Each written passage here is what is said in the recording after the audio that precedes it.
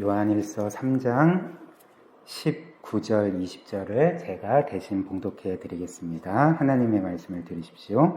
이로써 우리가 진리에 속한 줄을 알고 또 우리 마음을 주 앞에서 굳세게 하리니 이는 우리 마음이 혹 우리를 책망할 일이 있어도 하나님은 우리 마음보다 크시고 모든 것을 아시기 때문이라. 아멘. 우리가 지난주에 함께 살펴본 말씀 잠시 기억을 해보면 하나님께서는 우리에게 구원의 한 가지 분명한 증거에 대해서 알려주셨습니다. 이제 그 증거는 바로 우리가 지체들을 사랑하는 것, 특별히 말로만이 아니라 우리의 행동으로 구체적으로 사랑하는 것이 우리 안에 영생이 있고 또 너희가 구원받은 증거라 이렇게 우리에게 알려주셨습니다. 특별히 우리가 말로만이 아니라 행동으로 사랑을 해야 될 이유가 무엇이었을까요? 하나님이 우리를 그렇게 사랑하셨기 때문에 그런 거죠. 그래서 하나님께서 단지 감정만이 아니라 말로만이 아니라 그분이 직접 행동하시고 우리를 위해 무한한 희생을 치르셨기 때문에 그 사랑을 받은 우리도 구체적으로 행동으로 희생으로 사랑해야 된다. 이것이 너희의 구원의 증거고 너희가 진짜 하나님의 사랑을 경험했다는 증거가 된다. 우리에게 이렇게 알려주셨죠. 그리고 오늘 본문 말씀도 우리에게 동일한 진리에 대해서 한 번 더 말씀해 주고 있습니다. 그래서 우리가 읽은 19절 다시 보시면 이렇게 말하죠. 이로써 우리가 진리에 속한 줄을 알고 또 우리 마음을 주 앞에서 굳세게 하리니 이렇게 말합니다. 여기에서 이로써라는 것은 무슨 말일까요? 그 전까지 우리가 보았던 그 우리의 구원의 증거가 그 지체들을 사랑하는 거다. 이것이 이제 이로써라는 단어에 포함되어 있는 거죠. 그래서 하나님께서 그리스도를 통해 우리에게 베풀어 주신 사랑에 반응하여서 우리가 지체들을 사랑함으로써 우리가 진리에 속한 줄을 알고 또 우리 마음을 주 앞에서 굳세게 할 것이다. 이렇게 말하고 있습니다. 그래서 우리가 지난주 말씀에서 살펴본 것은 우리가 한 가지 기억해야 될 것은 무엇이냐면 이로써 즉 지체들을 사랑함으로써 우리가 진리에 속한 것을 알게 된다. 그리고 너희 마음을 굳세게 할 수 있다.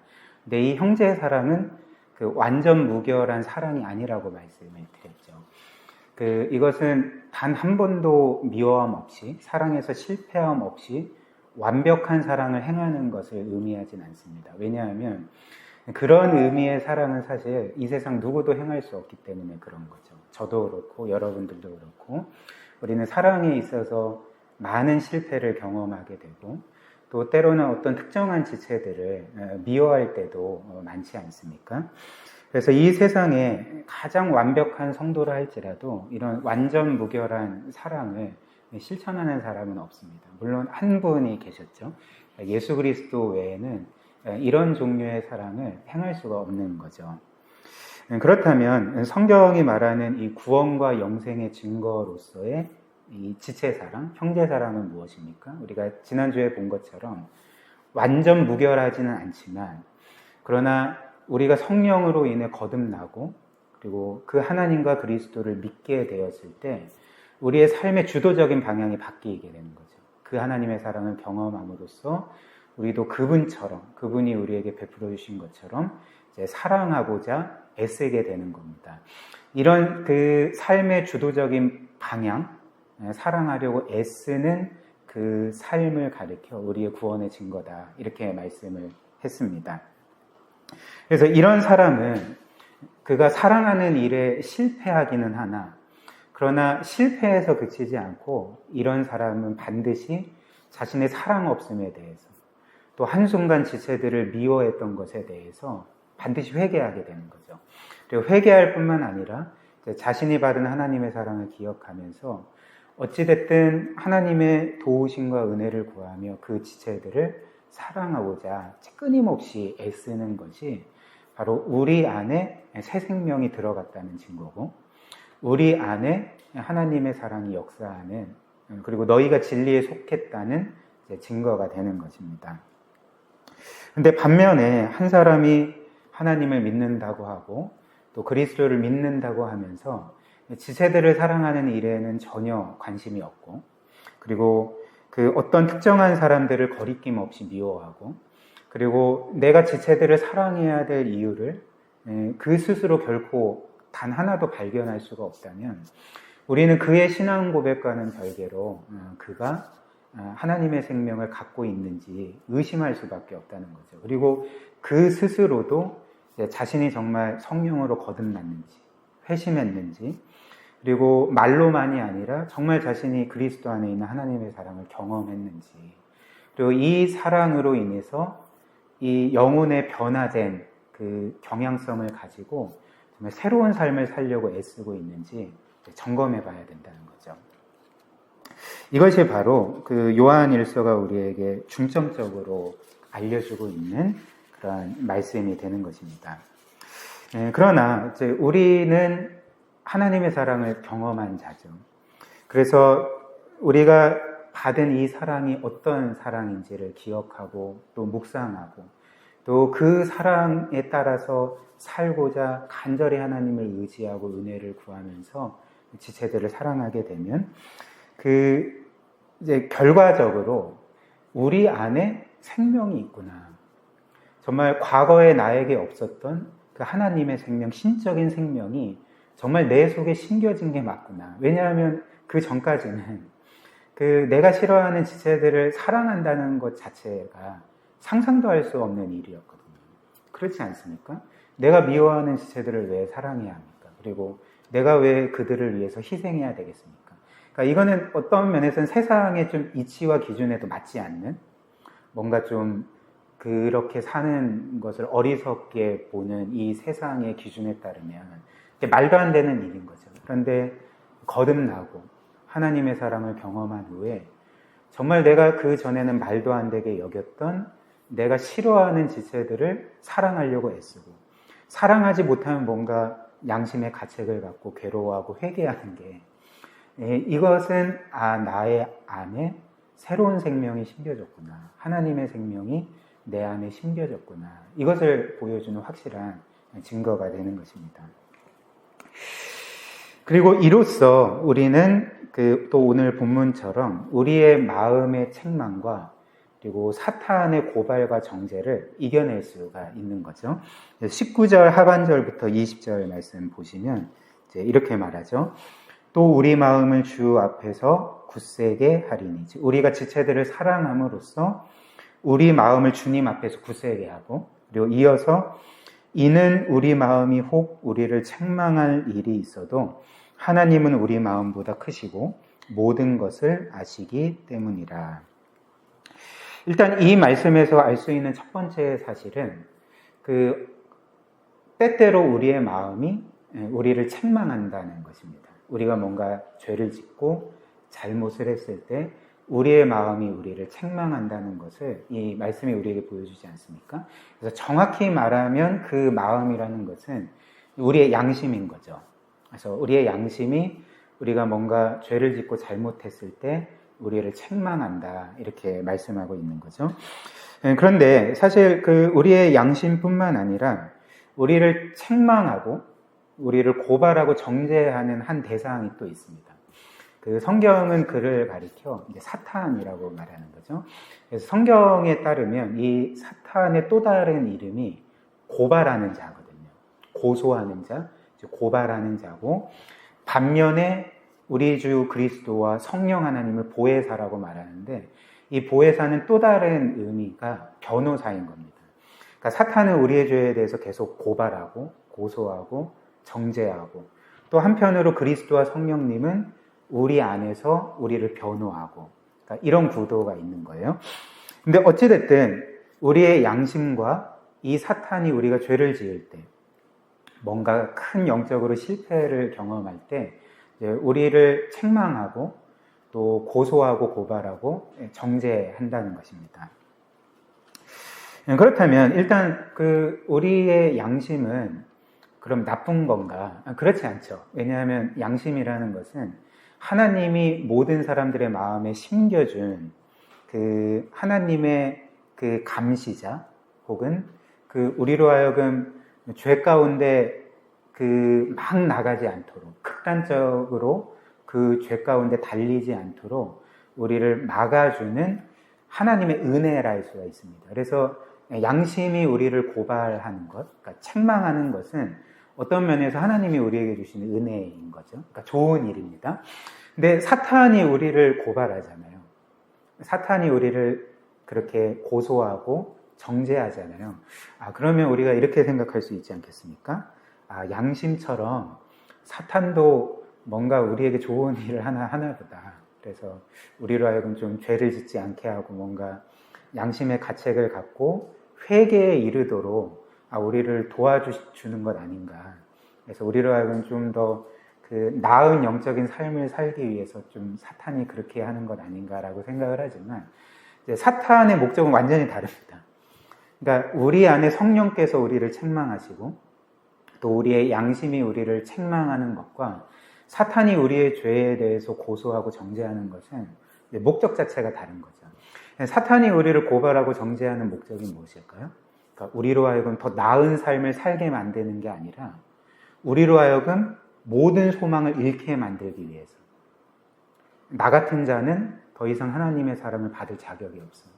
나 같은 자는 영벌에 떨어져도 합당해. 하나님은 이제 나를 사랑하시지 않을 거야. 나를 버리실 거야. 라고 하면서 이렇게 고소하고 정죄하고 이제 그런 식으로 해서 오히려 우리로 하여금 구원의 모든 소망을 잃게 하고 절망하게 만드는 거죠.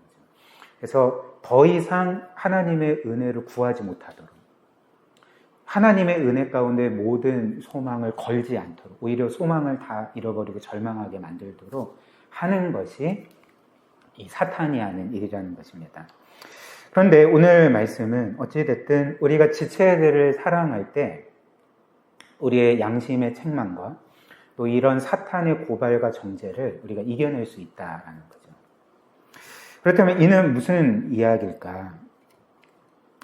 왜냐하면 우리가 본 것처럼 우리가 죄를 짓기는 하지만, 실패하기는 하지만, 그러나 우리가 주도적인 삶의 방향에 있어서 지체들을 사랑하려고 애쓸 때에 우리 안에 생명이 있음을 확인할 수 있기 때문에, 그리고 하나님께서 우리를 진정으로 구원해 주시고 구원의 생명을 심어 주셨다는 것을 우리가 확인할 수 있기 때문에, 특별히 이 마음의 책망뿐만 아니라 사탄의 고발과 정죄도 우리가 이겨낼 수 있는 것입니다. 근데 사실 이 20절 말씀, 우리가 지체들을 사랑할 때 이런 마음의 책망을 이겨낼 수 있다는 것은 이것만으로 너희가 구원의 확신을 가지고 마음의 책망, 사탄의 고발들을 이겨낼 수 있다, 이거는 아닙니다. 그러니까 이것만으로는 부족하다는 거죠. 그러니까 왜냐하면 우리가 지체들을 사랑한다 할지라도 사실 실패할 때가 많잖아요. 그러니까 지체들을 사랑할 때는 그래, 내 안에 하나님의 생명이 있어. 하나님께서 나에게 그분의 생명을 심겨주셨지. 그러니까 이런 생각을 할 수가 있겠지만, 그러나 사랑에서 실패할 때, 혹은 어떤 지체들이 정말 너무나도 밉고 사랑할 마음이 전혀 들지 않을 때, 그런데 또 한편으로는 양심의 가책을 가질 때, 우리는 사실 내가 이렇게 지체들도 사랑하지 못하는데 요한일서는 지체들을 사랑하는 게 구원의 증거라고 하는데 내가 정말 구원받은 게 맞나 아니냐, 이렇게 좀 뭔가 의심할 수도 있지 않겠습니까? 그래서 이에 덧붙여서 우리가 기억해야 될 것이 무엇이냐면, 우리로 하여금 지체들을 사랑하게 만든 하나님의 사랑을 기억하는 거죠. 그래서 우리와 같은 죄인을 하나님이 어떤 사랑으로 사랑하셨고, 특별히 그 아들을 내어주시기까지 우리를 사랑하셔서 그의 핏값으로 우리를 구속하시고 자신의 영원한 자녀로 삼아주신 것.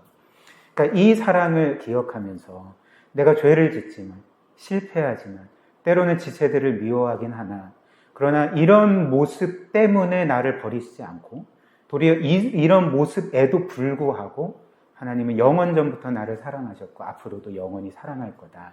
그러니까 여기에서 우리는 구원의 확신을 갖게 되는 거죠. 그리고 이로 말미암아 우리는 마음의 책망뿐만 아니라 이제 사탄이 고발하는 모든 내용들에 대해서 우리가 이겨낼 수가 있는 것입니다. 특별히 사도 요한은 이런 말을 하거든요. 12절 말씀 다시 보시면, 이는 우리 마음이 혹 우리를 책망할 일이 있어도 하나님은 우리 마음보다 크시고 모든 것을 아시기 때문이다. 하나님은 우리 마음보다 크시고 모든 것을 아신다. 이렇게 말씀을 하는 거죠. 그렇다면 하나님이 우리 마음보다 더 크시다.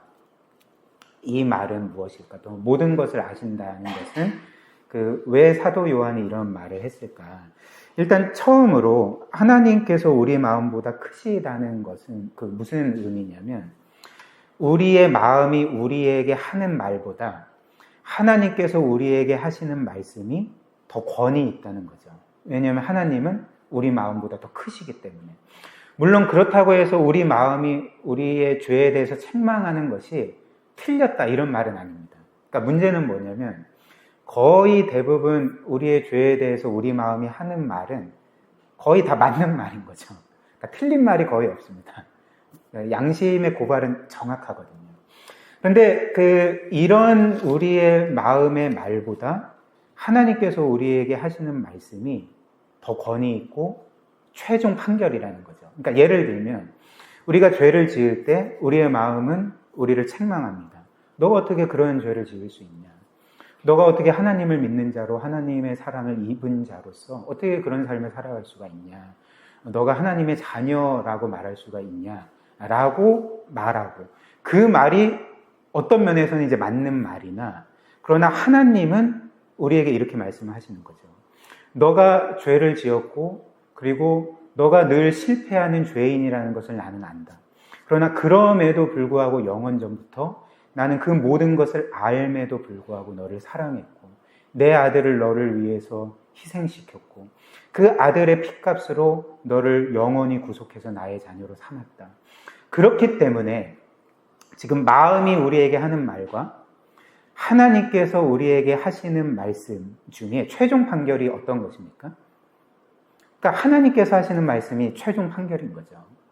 그러니까 하나님께서 우리 마음보다 크시기 때문에 우리는 이런 구원의 확신을 갖고 담대할 수 있다. 마음의 책망을 이겨낼 수 있다라는 의미가 바로 하나님이 우리 마음보다 크시고 하나님이 우리의 마음의 말보다 더 권위 있으시고 하나님이 우리 마음의 말보다 심지어 사탄이 우리를 고발하고 정죄하는 말보다도 최종 판결의 말씀이기 때문에 우리는 이것을 믿고 죄가 있지만 우리는 그리스도 안에서 이미 무죄 판결을 받은 자고 그리스도 안에서 하나님의 자녀가 되었고 죄가 있지만 하나님은 그 죄로 인해서 나를 정죄하시지 않고 2000년 전에 이미 내 죄 때문에 그리스도께서 정죄 당하셨기 때문에 오늘 우리가 부른 찬양이 있잖아요.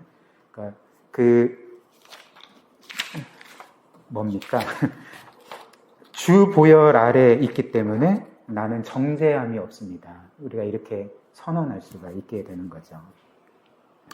사랑하는 우리 귀한 지체 여러분, 우리가 늘 이 사실을 기억했으면 좋겠습니다. 그래서 때로는 우리의 양심이 우리를 고발한다 할지라도 특별히 사탄은 시시탄탄 우리의 영혼을 노려서 어떻게든지 우리로 하여금 하나님의 사랑에서 떼어놓게 만들려고 그리고 하나님의 사랑 안에서도 아무 소망을 발견하지 못한 채 절망하게 만들려고 우리를 지속적으로 고발하고 정죄하지만 그러나 우리의 영혼을 지킬 수 있는 것은 무엇입니까? 결국 하나님이 우리를 어떻게 사랑하셨는지 그리스도께서 우리를 위해 어떤 일을 이루셨는지 그리고 그리스도 안에서 하나님이 우리를 향해서 어떤 최종 판결을 내리셨는지를 기억하면서 우리가 흔들리지 않는 구원의 확신을 가질 수가 있을 것이고 이 은혜에 감사함으로 요한일서가 계속적으로 강조하는 계명에 순종하는 삶을 살아갈 수 있게 될 것입니다.